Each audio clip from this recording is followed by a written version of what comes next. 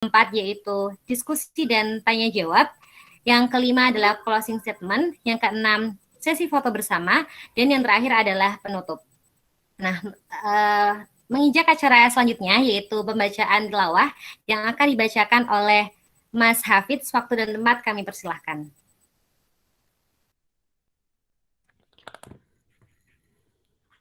Bismillah.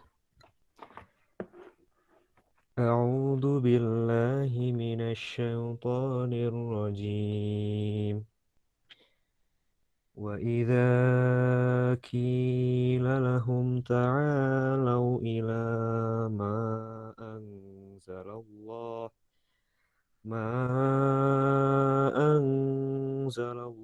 wa ila ar-rasuli qalu hasbuna ma wajadna alaihim aba'ana awalau kana aba'uhum la ya'lamuna syai'aw wa la yahtadun ya ayyuhalladzina amanu alaikum anfusakum la yadurrukum man dhalla idza ihtadaitum ilallahi marji'ukum jami'an fayunabbi'ukum bima kuntum ta'malun ya ayyuhalladzina amanu syahadatu bainikum idza hadara أحدكم الموت حين الوصية اثنان ذوى عدل منكم أو آخران من غيركم إن أنتم ضربتم في الأرض فأصابتكم مصيبة الموت تحبسونهما من بعد الصلاة فيقسمان بالله إن ارتبتم لا نشتري به ثمنا ولو كان ذا قربى ولا تكتموا شهادة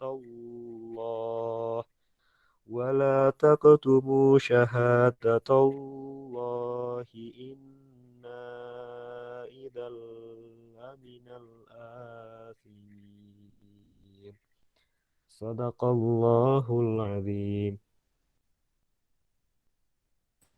Sadaqallahul adzim. Semoga dengan dibacakan tilawatil Quran tadi dapat menambah diskusi sosmas kita pada malam hari ini, menambah keberkahan tentunya. Selanjutnya yaitu masuk ke acara inti. Ya, pada kali ini diskusi sosmas kita membawakan materi gitu ya tentang refleksi kemajuan dan kesejahteraan masyarakat di era pandemi yang akan dibersamai oleh Mas Sutrisno yang sudah masuk pada forum ini. Sebelumnya saya akan membacakan CV beliau terlebih dahulu. Ya, nama beliau Mas Sutrisno, lahir di Lampung 14 Mei 1996. Hobi beliau yaitu bertani, traveling, dan memancing. Nah, sosmed beliau yaitu IG Sutris_PM, FB Sutris spasi no, terus nomor WA-nya bisa dicatat ya, 085218339753. Lalu saat ini beliau menjabat menjadi staf LKP di Kami Pengurusan Wilayah 2018 sampai 2021. Lalu beliau merupakan Kadep Sosmas Sleman tahun 2018-2020 di Kami Pengurus Daerah. Lalu beliau menjadi pembina di Sekolah Lapang tahun 2017-2019. Lalu beliau juga menjadi Ukmi Istiper, menjadi stafnya tahun 2016-2018 dan menjadi pelatih PSHT tahun 2012 dan 2013. Nah, prestasi beliau Masya Allah ya ada banyak, yaitu Ada juara 1 Volunteer Life in Village Education JSUGM 2018, juara 1 Kata Mutiara BEM Sriwijaya 2017, lalu merupakan 10 kontributor penulis buku tema impian 2017, juara 1 lomba menulis esai pertanian IMM Perti 2016, lalu juara 1 lomba desain kebun HMJ Imadata 2015. Nah, pengalaman kerja beliau, yaitu saat ini beliau di Wirausaha Agribisnis Tanaman, lalu ada anggota kelompok pemberdayaan KKM Cangkringan 2021, lalu merupakan fasilitator pemberdayaan Human Initiative 2019, dan merupakan penyuluh pertanian HPAI 2019.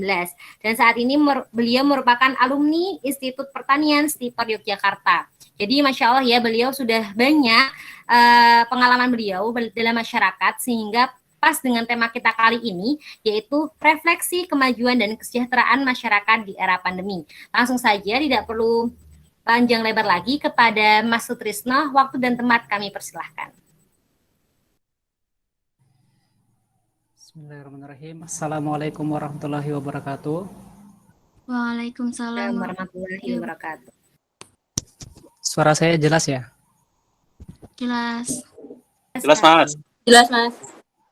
Alhamdulillah. Allahumma shalli ala Muhammad wa ala sayyidina Muhammad. Alhamdulillah, malam ini saya sangat senang ya diundang sama teman-teman dari KMUI. Kalau di Sosmas PW itu biasanya ada namanya kegiatan ngobras, ya, ngobrol bareng Sosmas. Nah, pada kesempatan kali ini kita akan diskusi bersama. Nanti saya akan ya cerita atau share pengalaman terkait dengan kegiatan saya di sosial masyarakat seperti itu. Oke, saya akan membagikan materinya sebentar. Oke, kelihatan ya Dan ya? Terlihat, Mas. Oke, teman-teman sekalian, mari kita coba perhatikan sama-sama bahwasanya penting peran kita di era pandemi seperti ini, ya. Jadi teman-teman sekalian, sebelumnya saya coba untuk perkenalkan singkat dulu ya. Jadi panggilan saya Sutrisno, kemudian aktivitas saya kali ini itu saya wirausaha agrobisnis tanaman hias, lalu kemudian menjadi anggota pemberdayaan di Cangkringan. Kemudian teman-teman sekalian, pandemi ini jelas ya sangat berdampak sekali bagi masyarakat, terutama di bidang ekonomi gitu ya. Jadi kita sebagai pemuda, yang kata Pak Soekarno, beliau butuh 10 pemuda ya untuk mengguncangkan dunia, itu apakah termasuk diri kita? Nah, di sini pemuda yang seperti apa gitu? Pemuda yang seperti apa yang kemudian diharapkan Soekarno? Lalu di masa sekarang ini ya, masyarakat ya semuanya terdampak, mulai dari birokrasi, kemudian akademisi dan lain sebagainya. Maka di sini apa sih peran kita sebagai pemuda gitu? Pentingnya kita ada sebagai instrumen dari masyarakat itu seperti apa peran kita gitu. Apakah kita terutama sebagai pelajar ya, teman-teman sebagai pelajar, apakah sibuk dengan tugasnya masing-masing atau fokus untuk menonton film, maraton film drakor gitu ya. Nah, jadi pertanyaan ini akan merefleksi diri kita ya sebagai pemuda guna menjadi bagian atau yang akan berkontribusi pada masyarakat. Nah, ini saya sajikan data dari kurang lebih 2 hari yang lalu saya ambil. Nah, ini sudah sekian juta ya orang yang sudah terkonfirmasi terkena kasus COVID, lalu kemudian 35.000 meninggal. Ini sangat serius teman-teman sekalian. Penyakit COVID ini memang harus kita atasi, dan memang sebagai pemuda kita ikut berpartisipasi untuk pencegahan, baik itu penyebarannya. Nah, COVID ini ya tidak hanya menyerang dari sisi kesehatan, ternyata juga menjangkit dari sisi ekonomi, kemudian dari pariwisata, ya, dari pendidikan dan lain sebagainya. Lalu kemudian dari dampak negatif COVID ini muncul masalah-masalah baru bahkan di dunia apa ya, kriminal gitu ya. Muncul masalah-masalah yang sangat dramatis nantinya gitu ya. Jadi COVID ini selain dia memang menyerang dari sisi penyakit, ternyata ekonomi sangat berdampak sekali, terutama bagi masyarakat yang dia mengandalkan pekerjaan secara harian gitu ya. Kan tidak semua orang itu mampu menangani COVID, dalam arti mampu survive di ketika COVID. Nah, karena di luar sana masih banyak sekali orang yang memang beraktivitas, kemudian ya hanya mendapatkan pekerjaan dari aktivitasnya itu sehari-hari gitu. Nah, sementara keadaan sekarang ini itu membawa pembatasan-pembatasan, ada batasan-batasan yang membuat orang itu sulit untuk mendapatkan nafkah harian gitu. Bahkan kita tahu ya, PHK itu terjadi di mana-mana gitu.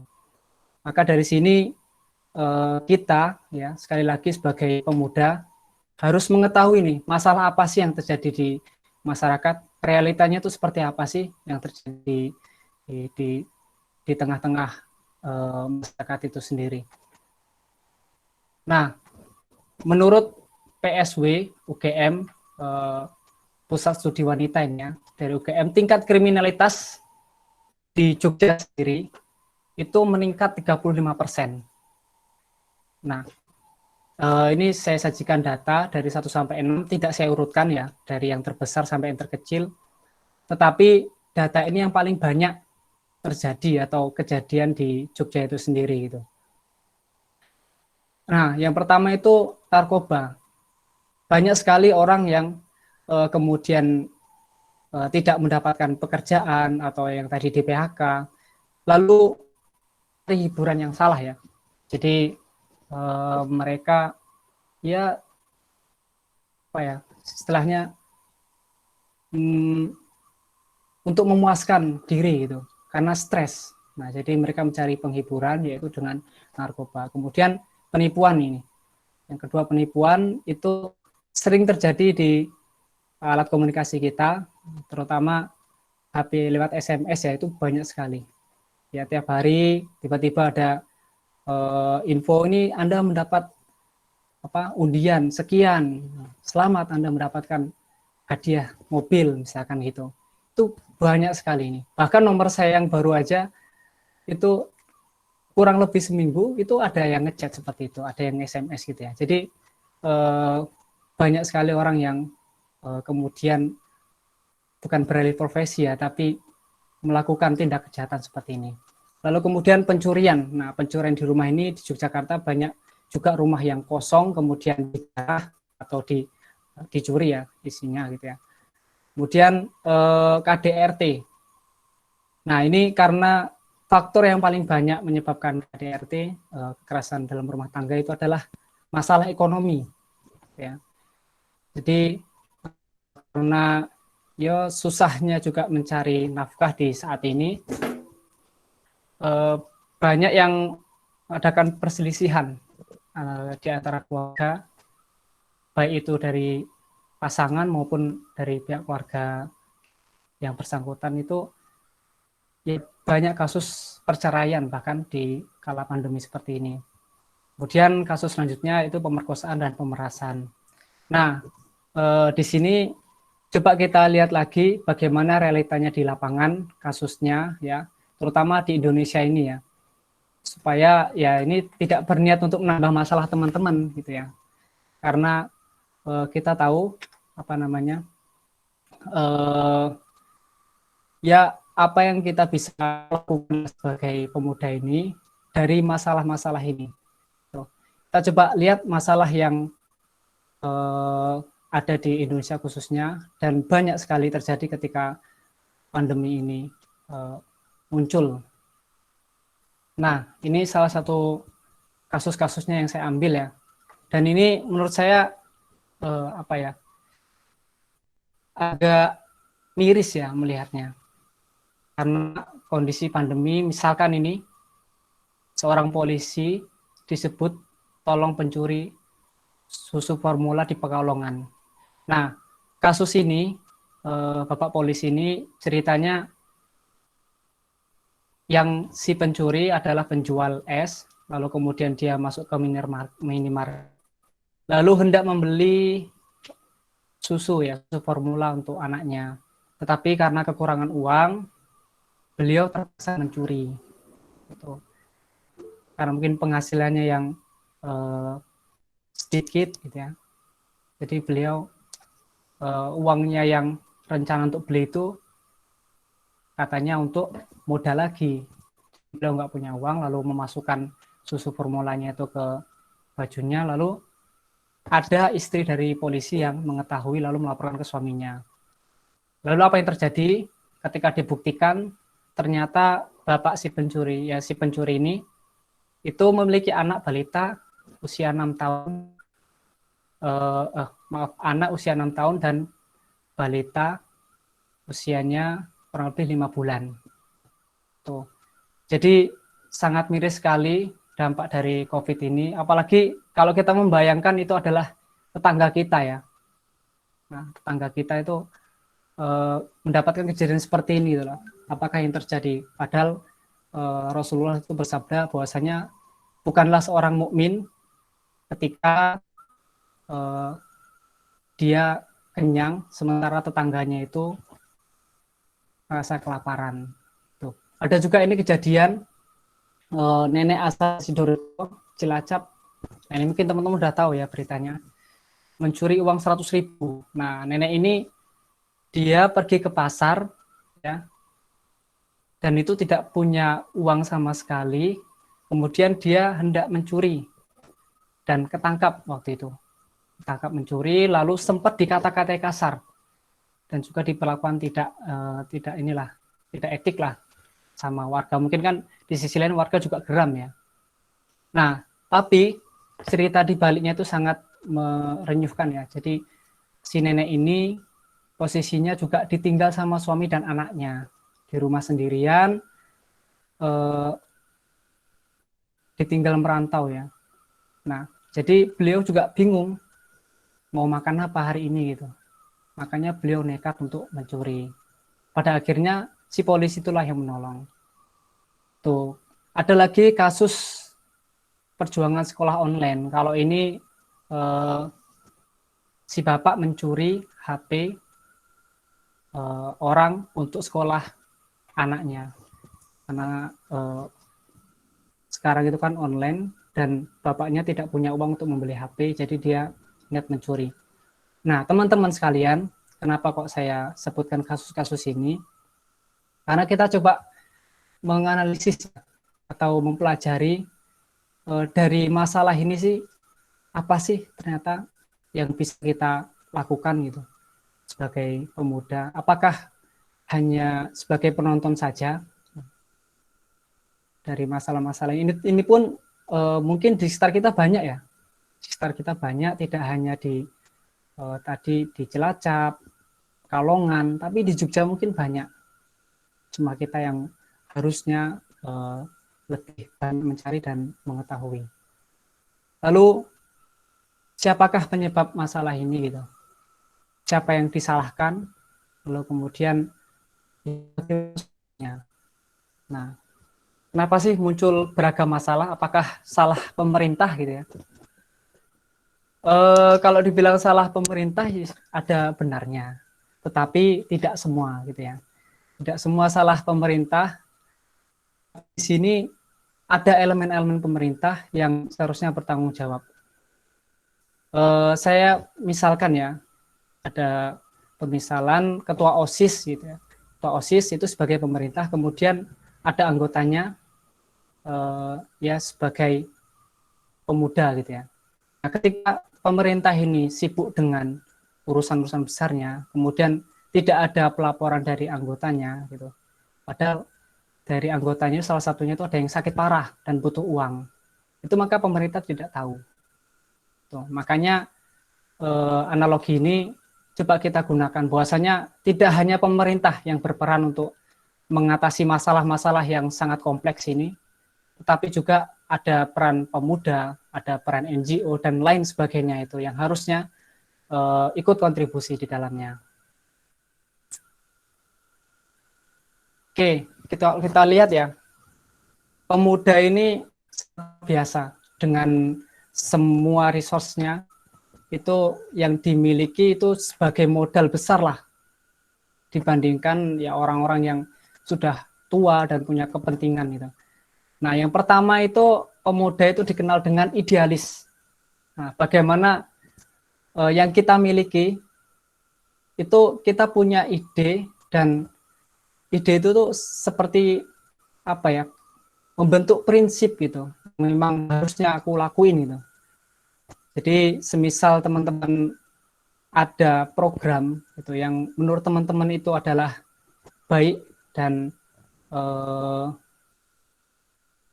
bermanfaat gitu. Itu seorang pemuda itu akan semangat walaupun di sisi lain itu diejek-ejek ataupun dikucilkan, diremehkan gitu. Tapi dia memiliki prinsip gitu tentang idenya pasti akan tercapai gitu loh. Dan kalau sudah seperti itu maka ya tidak ada yang bisa menghalangi. Kemudian yang selanjutnya adalah fisiknya yang kuat. Nah, pemuda dianugerahi dengan fisik yang kuat, lalu kemudian dia bisa mobilitasnya tinggi gitu.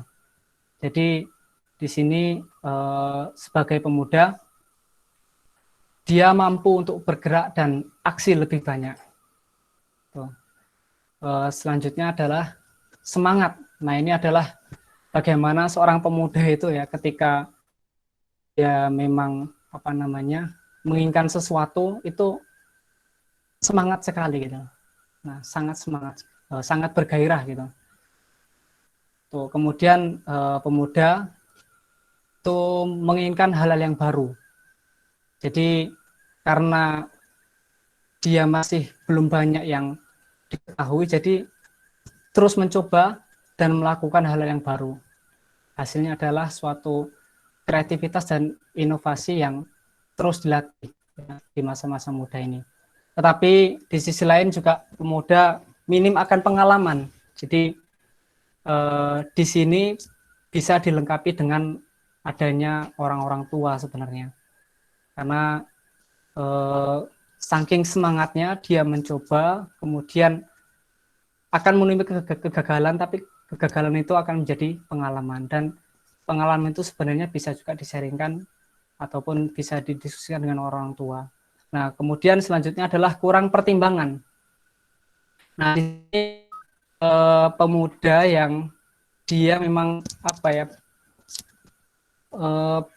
punya rancangan ya, sudah merancang, sudah membuat timeline program, tetapi hanya bersifat jangka pendek, tidak bersifat jangka panjang. Makanya ini akan terus dilatih ya ketika teman-teman istilahnya terjun ke masyarakat, itu akan terus dilatih dan akan lebih dewasa dalam memikirkan apa sih efeknya ketika teman melakukan ini, apa sih kemudian manfaatnya ketika teman melakukan ini dalam jangka yang panjang seperti itu. Lalu kemudian dalam kondisi yang seperti ini ya, kita coba menjadi yang tidak terbatas di tengah keterbatasan, karena COVID ini ya sangat sulit sekali untuk kita mencoba melakukan aksi yang aktual tetapi dalam dunia yang virtual gitu.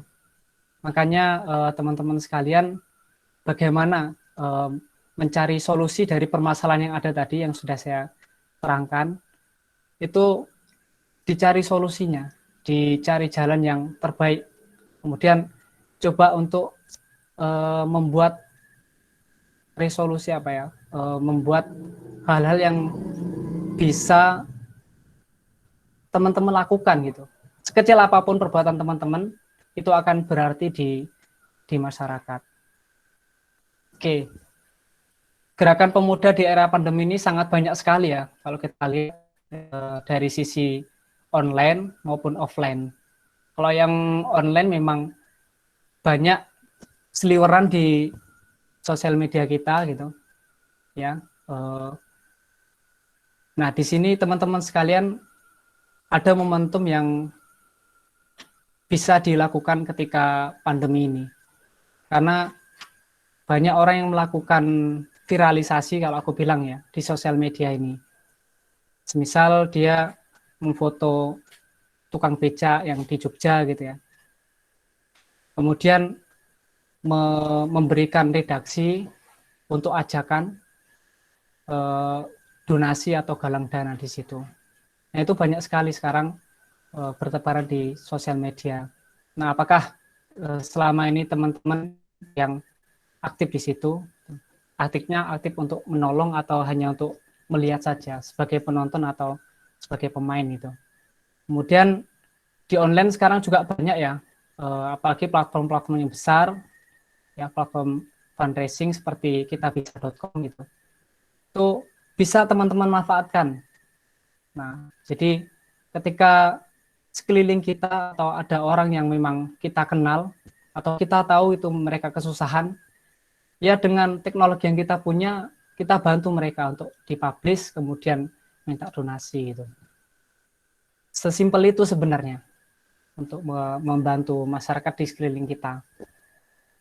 Nah, atau teman-teman bisa donasi keahlian. Nah, ketika teman-teman punya keahlian tertentu, misalkan desain ataupun keahlian untuk membuat konten kreator dan sebagainya, video, edit video dan sebagainya. Nah, di sini teman-teman bisa membuat semacam pelatihan yang nanti investasi atau biaya yang dikeluarkan digunakan untuk kegiatan sosial. Ini juga banyak juga orang yang seperti itu, kayak jual kaos untuk donasi corona, misalkan gitu ya. Nah, silakan teman-teman dari 1 sampai 3 ini coba dieksplor ya, apa yang kemudian teman-teman lakuin ini sebenarnya simpel dan juga bisa dilakukan semua orang dan alat komunikasinya sekarang, karena dunia sekarang itu kan sangat cepat ya penyebaran informasi ya. Jadi teman-teman bisa manfaatkan apa yang di sekeliling teman-teman ataupun yang teknologi yang teman-teman gunakan. Lalu kemudian di offline ya, itu di bagian relawan atau penyaluran. Nah, teman-teman yang kemudian agak kurang di online itu bisa mengambil bagian di relawan ya. Jadi bergerak di bidang penyaluran seperti penyaluran APD gitu. Kemudian penyaluran sembako dan sebagainya. Itu teman-teman bisa masuk ke NGO-NGO yang ada. Itu kayaknya teman-teman di kami UII juga tak lihat ada beberapa orang yang kayak masuk ke Dompet Duafa gitu ya, dan ACT. Nah, itu tidak masalah teman-teman. Jadi ini menjadi pilihan ketika teman-teman ini dan langsung terjun ke masyarakat, terutama bergabung dengan NGO yang profesional gitu ya. Itu bisa jadi pilihan. Kemudian pendampingan dan pemberdayaan. Nah, di sini teman-teman yang di Komsat UII ataupun dimanapun kalian di desa ataupun di kampung ya sekarang ya, mungkin ada yang berapa di kampung, itu coba untuk kayak, wah, apa sih yang bisa aku lakukan untuk desaku ataupun desa binaannya kami misalkan gitu. Yang melakukan pendampingan dan pemberdayaan. Nah, ini tentunya dimulai dengan menganalisis ataupun mencari apa yang dibutuhkan masyarakat gitu ya. Jadi sebelum melakukan pendampingan dan pemberdayaan, coba untuk apa istilahnya itu,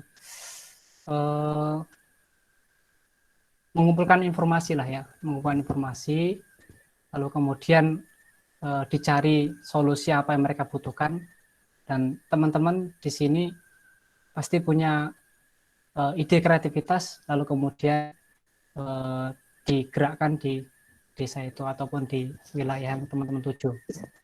Oke, selanjutnya itu inisiator gerakan.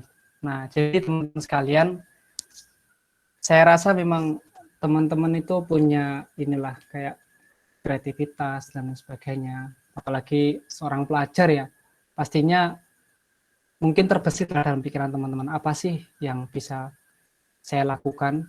Inisiator gerakan ini berupa ya gerakan-gerakan semisal kalau di UI ada bidang pendidikan, itu ya coba ketika pandemi seperti ini teman-teman mengambil bagian untuk mendampingi anak-anak dalam sekolah daring ataupun teman-teman mengambil bagian ya ketika ada orang-orang yang membutuhkan HP yang seperti permasalahan tadi ya, yang tidak punya HP ketika sekolah, itu teman-teman bantu untuk sekolah, misal seperti itu. Jadi gerakan-gerakan itu banyak sekali yang dilakukan pemuda saat ini, terutama di kala pandemi. Teman-teman juga bisa lakukan gitu, asal tujuannya untuk manfaat kepada masyarakat.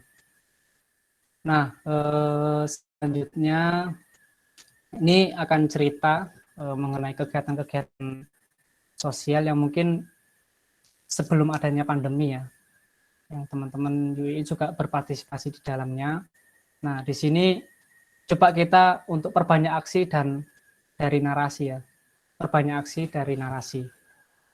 Nah, jadi teman-teman sekalian, masyarakat itu membutuhkan aksi yang nyata, bukan hanya sekedar narasi belaka gitu. Maka peran dari pemuda itu memberikan aksi yang nyata. Oke lah, kalaupun ada aksi-aksi untuk menyuarakan, itu kan nanti kan akan melalui DPR ya. Tapi apakah itu sudah selesai menjadi tugas mahasiswa? Kan enggak sampai situ. Tetapi masih ada masalah di sekitar kita itu orang-orang yang kemudian tidak tahu mau makan apa hari itu gitu.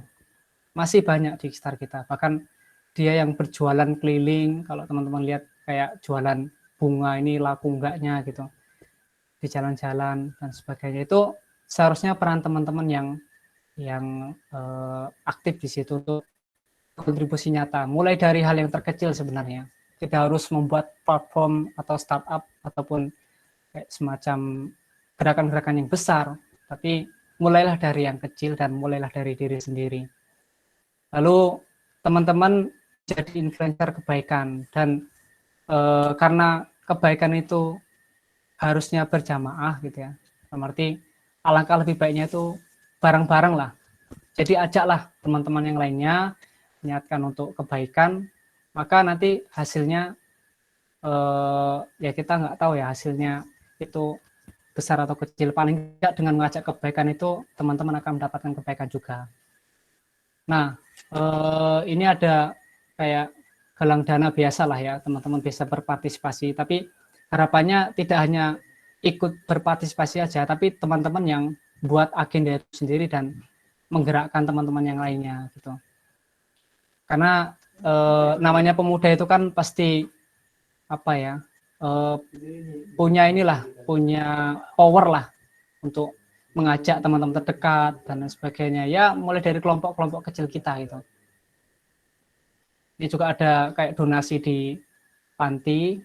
Nah, kalau yang di panti apa namanya, kayak semacam panti rehabilitasi untuk kanker, nah sebenarnya kemarin tuh mereka membutuhkan tenaga untuk bagian publish dan untuk semacam membantu mereka mencari.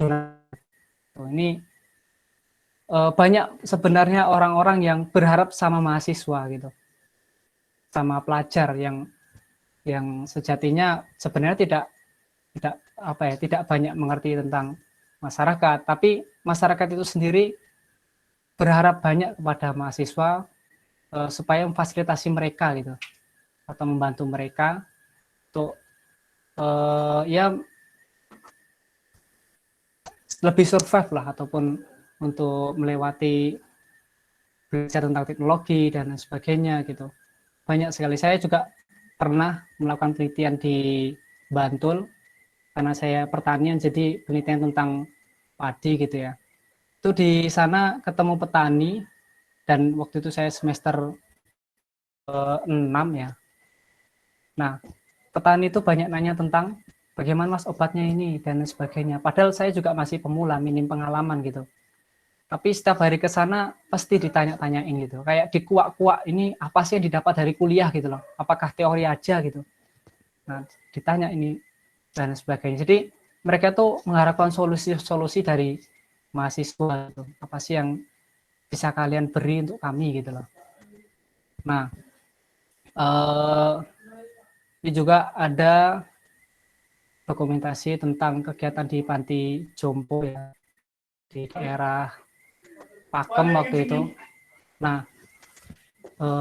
sebenarnya banyak sih lembaga-lembaga yang menyediakan wadah untuk kita, di mana kita bisa memberikan donasi dan mengumpulkan donasi ke sana gitu. Karena apalagi kondisi seperti ini, sempat kemarin juga datang ke salah satu panti yang kayak kekurangan atau difabel ya. Nah, saat kondisi COVID seperti ini tuh mereka sangat terbatas, apalagi masalah apa ya, masalah keuangan gitu. Karena kalau hari-hari biasa itu kalau soal pendanaan masih lumayan. Karena tidak dapat dipungkiri ya lembaga-lembaga seperti itu kan butuh pendanaan.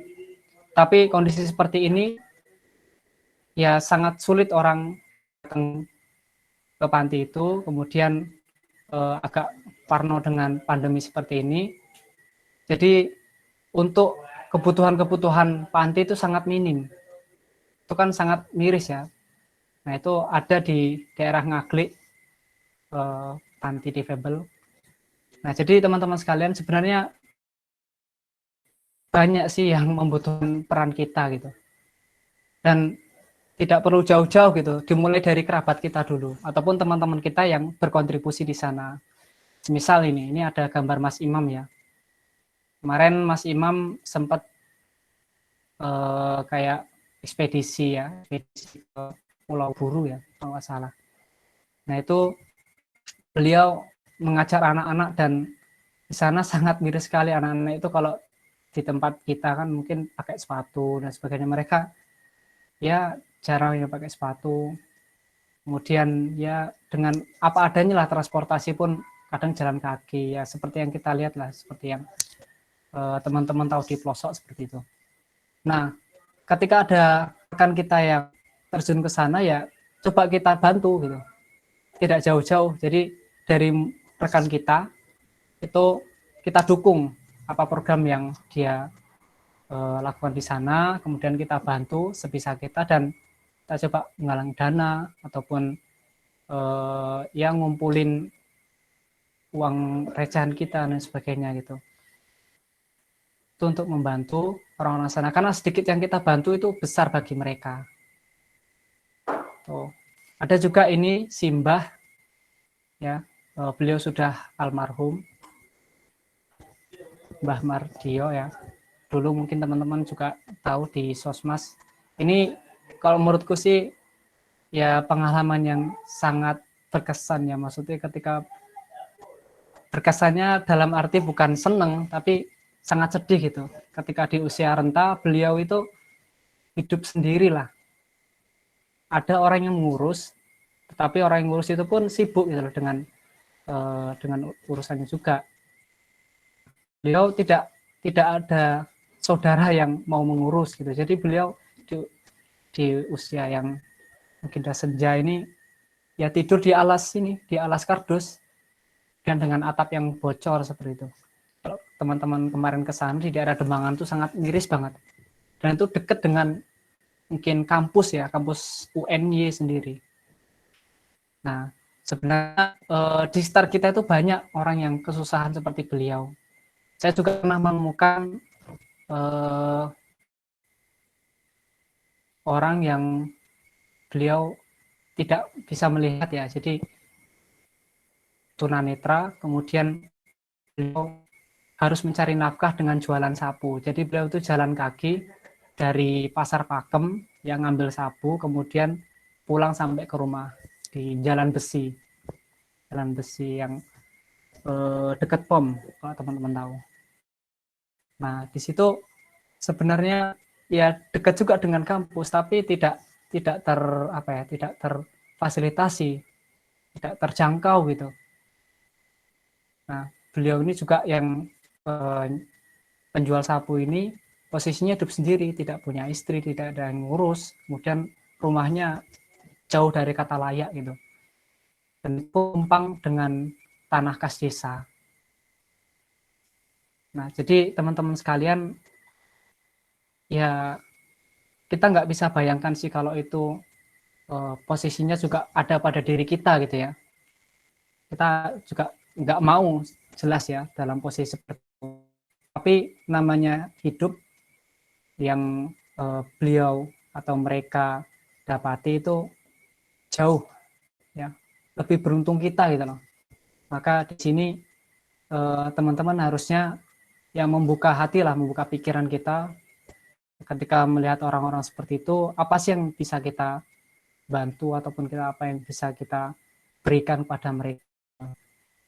Ya, kalaupun hanya bersifat donasi-donasi yang sementara gitu, itu nggak apa-apa.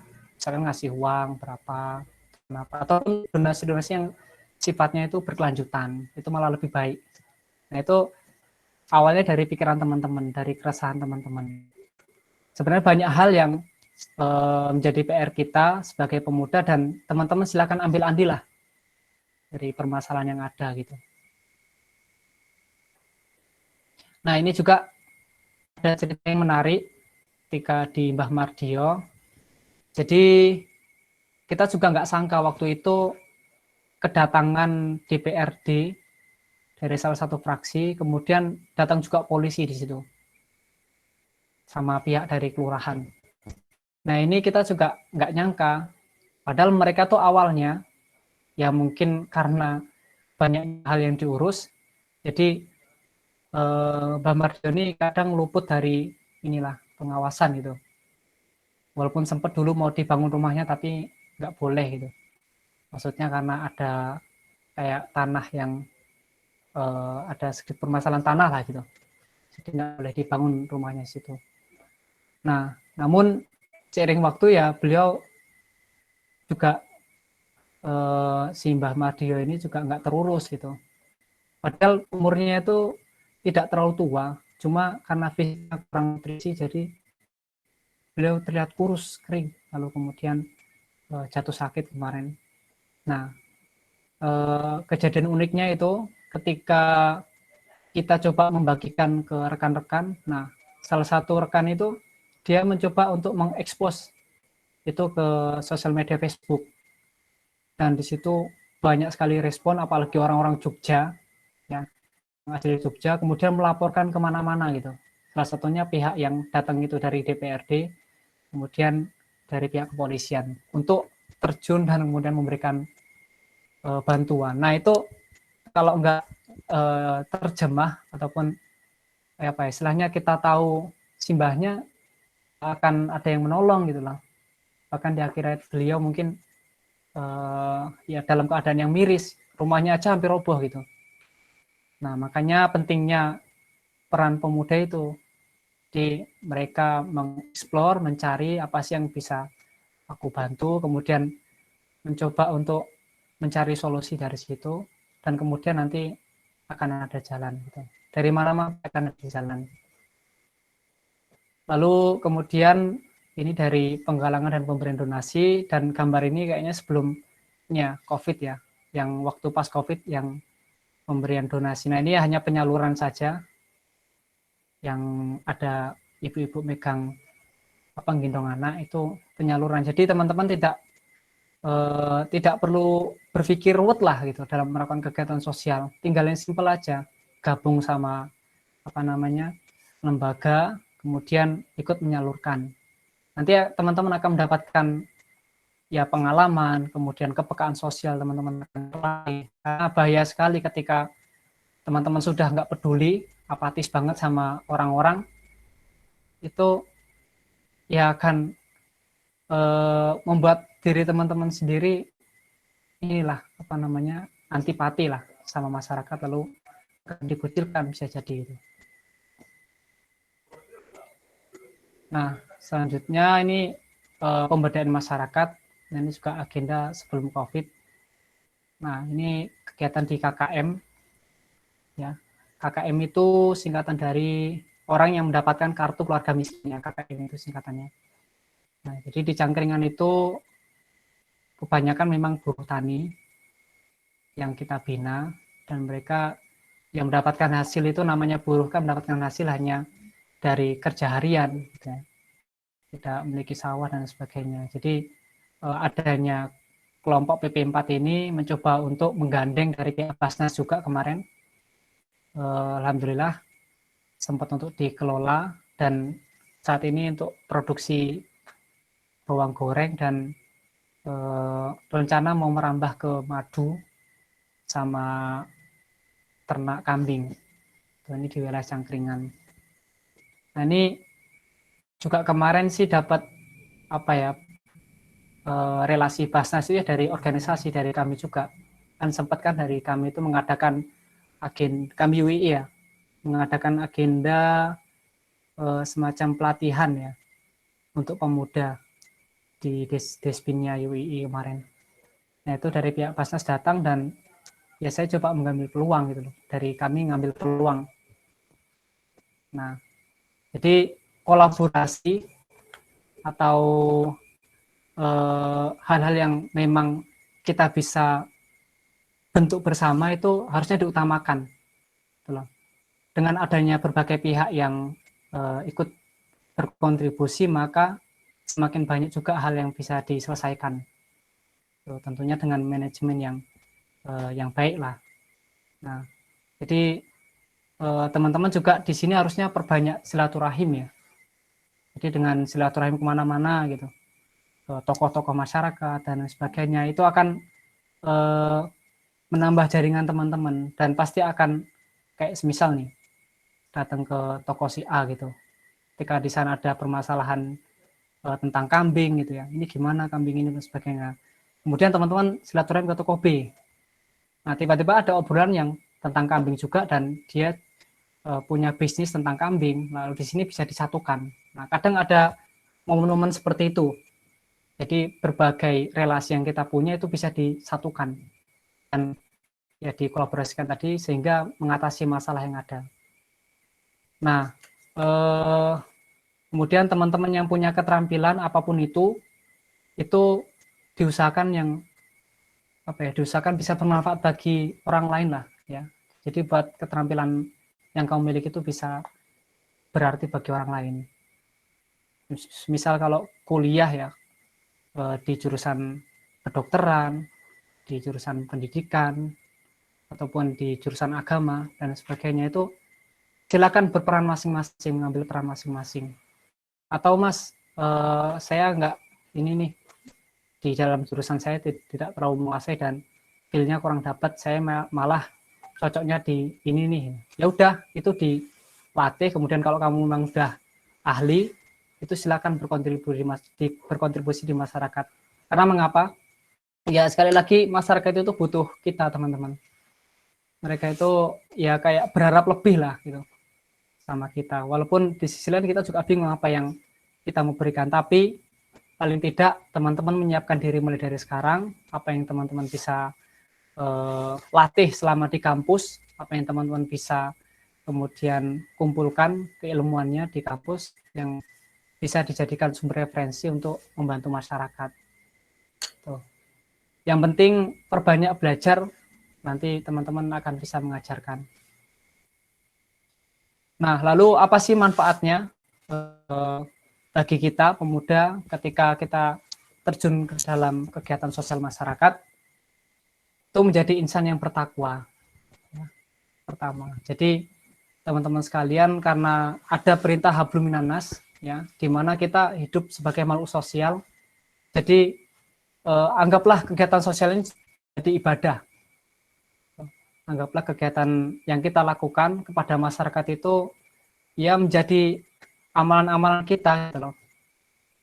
Yang kita punya, yang kita miliki itu bermanfaat bagi orang lain. Bahkan bisa jadi dengan apa yang kita berikan pada masyarakat itu mereka mendoakan. Nah ini, ketika teman-teman memberikan donasi itu kan ada yang mendoakan. Itu yang kadang membuat hati itu jadi tenang, jadi ayem gitu loh. Ya semoga Mas ini sebagainya gitu. Padahal dalam kondisinya yang sulit gitu. Dan itu seolah membuat kita tenang dan apa ya istilahnya bahagia lah bisa membantu orang lain gitu. Nah di situ juga ada nilai ibadahnya. Yang kedua adalah menambah wawasan dan pengalaman sosial. Nah karena teman-teman juga masih muda, ya saya juga masih muda ya. Nah paling enggak di sini kita coba untuk terus mengeksplor apa yang kita miliki atau sumber daya yang ada di Jogja ini kita eksplor yang akan menjadi wawasan dan pengalaman dimanapun teman-teman nanti ditempatkan itu akan berguna gitu. Ya, jadi wawasan yang teman-teman dapatkan di kegiatan sosial itu tidak akan sia-sia, pasti akan berguna di dunia kerja nanti. Lalu kemudian menumbuhkan moralitas yang tinggi ya. Nah, jadi kita dalam hidup berkebangsaan ya, dalam hidup bermasyarakat itu pasti ada nilai moral. Nah, di sini teman-teman bisa latih nih, ketika terjun ke masyarakat, teman-teman akan apa ya, melatih rasa empati, kemudian ya menumbuhkan sikap moralitas itu sendiri. Gitu. Selanjutnya melatih jiwa kepemimpinan. Nah, ketika menghandle suatu agenda dan lain sebagainya, teman-teman juga akan terjun ke masyarakat akan mendapati orang-orang yang memiliki tipe-tipe kepemimpinan berbeda-beda. Dan di situ teman-teman akan banyak belajar. Oh ternyata kepala kardus ini tuh kayak gini misalkan. Oh ternyata bapak ini tuh kayak gini cara pemimpinannya tuh seperti ini. Nah itu kita dapatkan di luar jam kampus ya. Tapi di masyarakat itu akan ada nilai itu gitu. Kita akan belajar lebih banyak tentang kepemimpinan setiap orang di masyarakat itu seperti apa, yang ditokohkan seperti apa caranya dan sebagainya. Nah itu didapatkan dengan terjun ke masyarakat. Lalu kemudian membantu pembentukan sikap dan kepribadian seorang lebih dewasa. Nah ini ya, jadi teman-teman ya memang proses pendewasaan itu butuh waktu ya. Paling enggak kita banyak bersentuhan dengan masyarakat, itu cara pandang kita terhadap suatu hal itu akan berbeda. Kita ini akan memiliki feeling lah istilahnya. Jadi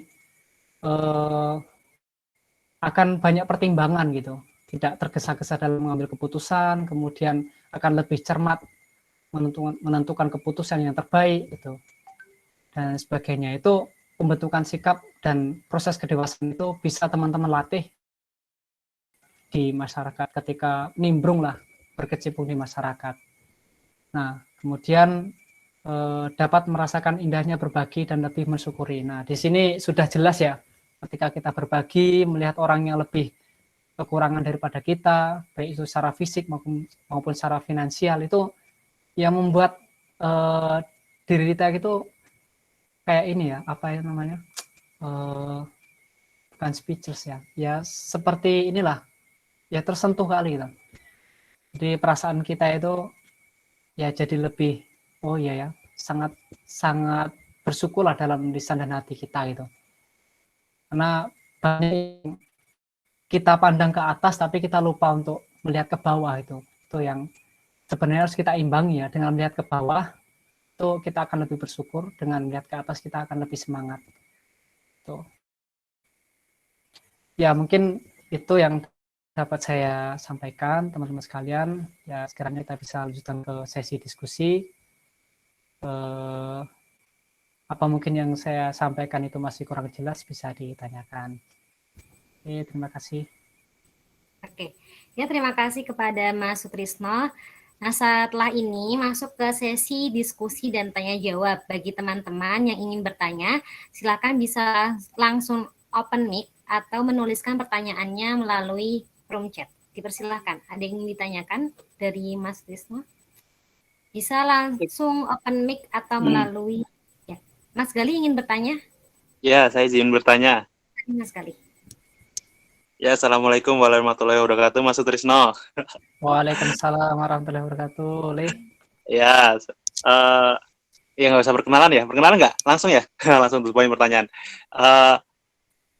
Tadi yang dijelaskan Mas Sutrisno itu cukup menarik ya, membangkitkan kita sebagai mahasiswa yang masih mahasiswa dan yang sudah pasca kampus untuk tetap berkontribusi kepada masyarakat. Nah, pertanyaan dari saya adalah bagaimana cara menjaga konsistensi itu, Mas? Maksudnya mahasiswa ini kan sepertinya sudah terbelenggu ini, maksudnya terbelenggu antara kelas dengan masyarakat, yang dimana tuntutan belajar itu lebih penting dibanding berkontribusi dengan masyarakat, mengoptimalkan ilmu yang kita punya kepada masyarakat. Tadi kan Mas Trisno juga menceritakan bahwasanya Mas Trisno ketika terjun di masyarakat, banyak masyarakat yang tanya, Mas, ini obatnya, obat tanaman ini seperti apa gitu. Nah, mungkin itu juga akan saya alami ketika saya berterjun ke masyarakat di bidang ekonomi gitu. Nah, saran Mas Sutrisno untuk kami yang masih mahasiswa atau yang sudah pasca kampus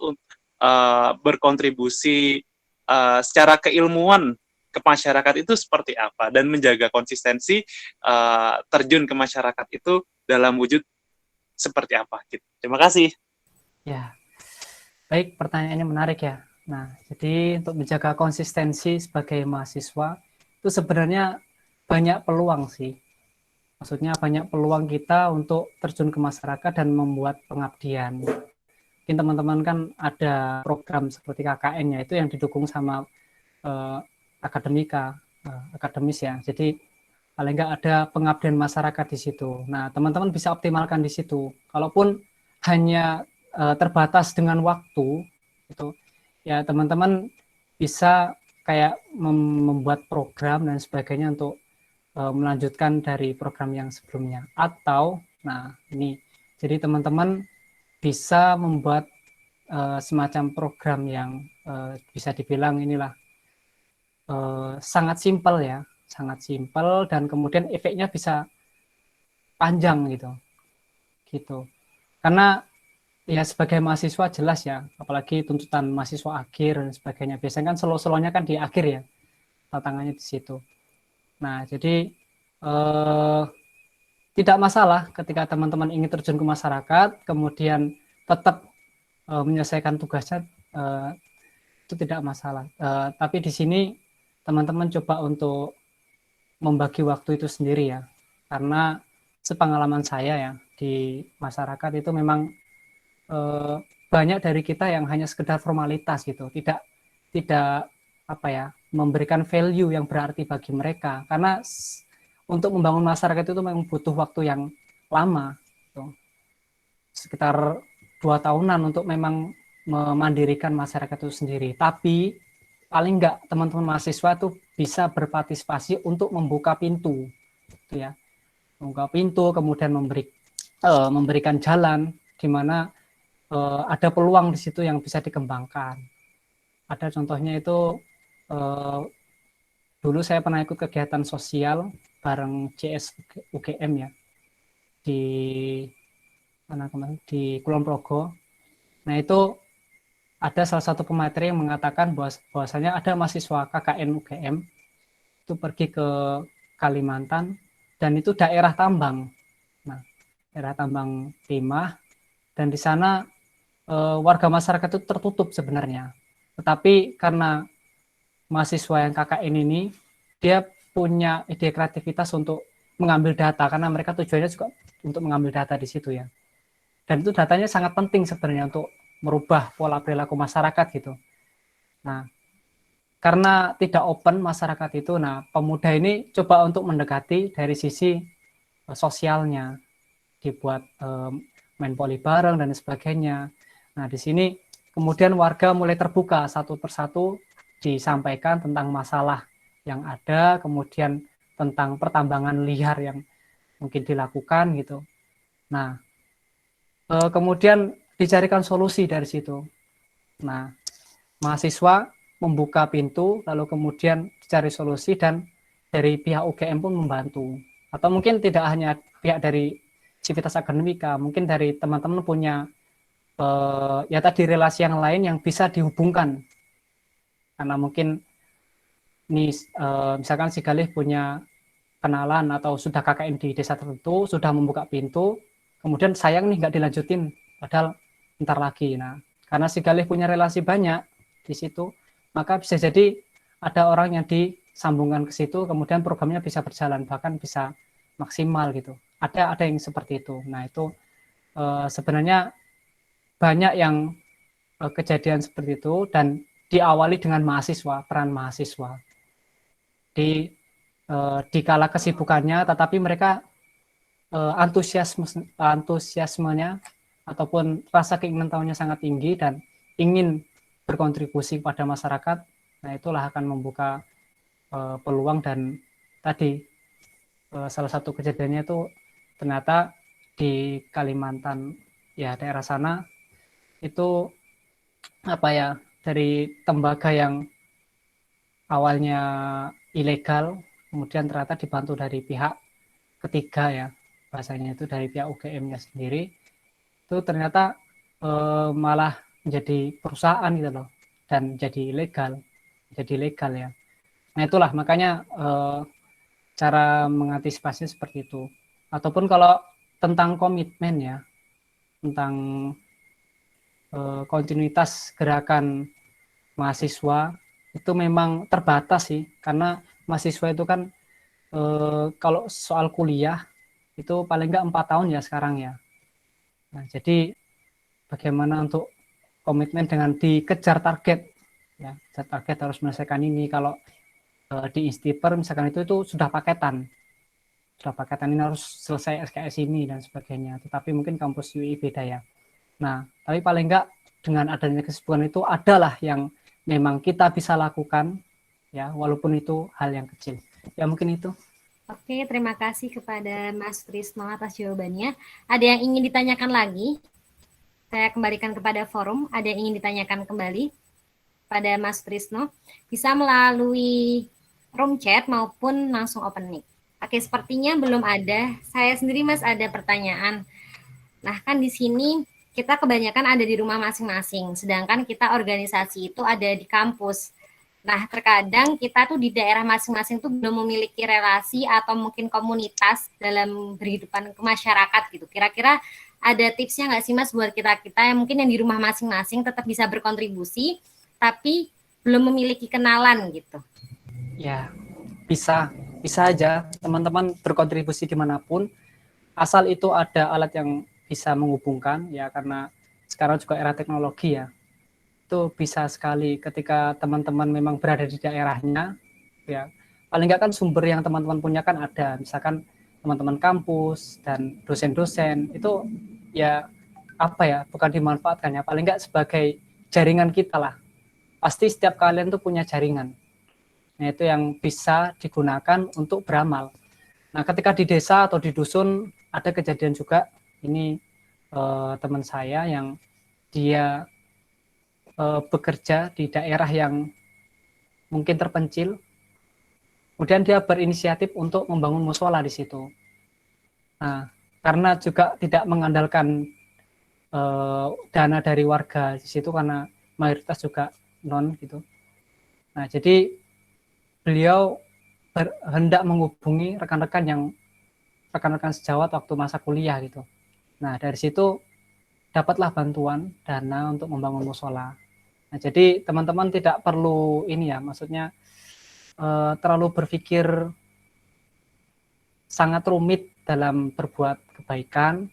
Cukup melalui alat genggam atau Telkomsel teman-teman sekalian itu bisa sangat membantu. Tinggal coba apa ya, membuat program yang menurut teman-teman sekalian itu baik, ataupun menurut teman-teman itu bagus lah, ini kayaknya menarik perhatian, ini sepertinya bisa dilakuin untuk mahasiswa nih gitu. Itu aja sih sebenarnya. Oke, terima kasih Mas. Yang terpenting adalah inisiatif ya Mas ya, untuk menumbuhkan kebaikan di masyarakat. Nah, mungkin udah memasuki sesi selanjutnya gitu ya, sudah memasuki jam 9.20. Mungkin yang terakhir yaitu closing statement dari Mas Sutrisno. Kami persilahkan.